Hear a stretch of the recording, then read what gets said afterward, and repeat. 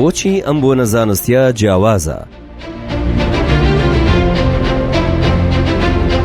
سێهەمین لووتکەی جیهانی کۆنیشانەی دەرچەی سنگ. لە هەر گۆشەیەکەوە تەماشای بکەین جاکەرەوەیەکی ناوازە دەبینن. سەرڕای هەبوونی 35 پسپۆر لە 21 وڵاتی جیاوازەوە چەندین کۆمەڵەی زانستی پشگیری لە سێهەمین لووتکەی جیهانی کۆنیشانەی دەرچەی سنگ دەکەن و لە پێگەکانی خۆیانەوە بانگەشە بۆ بۆنەکە دەکەن و هانی ئەندامانیان دەدەن بەشداری بکەن و ناونیشانی سلێمانی و کوردستانیان لە پێگەکانیان داناوە. هەندێک لەو ناوەندە زانستیانە بریتین لە کۆمەڵەی ئەوروپی نەشتەرکارانی سنگ، کۆمەڵەی ئەوروپی نەشتەرکارانی سنگ و دڵ، تۆڕی نەشتەرگەری سنگ و دڵی ئەمریکی، کۆمەڵەی بەلجیکی نەشتەرگەری بۆری خوێن، کۆمەڵەی عەرەبی نەشتەرکارانی سنگ، کۆمەڵەی سنگی تورکی، کۆمەڵەی نەشتەرگەری سنگی تونسی، کۆمەڵەی پزیشکانی رادیۆلۆجی کوردستان.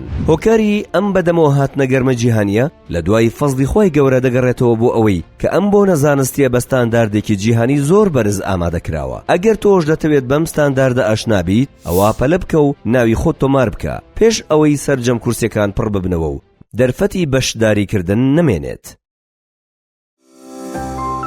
سێهەمین لووتکەی جیهانی کۆنیشانەی دەرچەی سنگ، گەورەترین ڕووداوی زانستی ساڵ.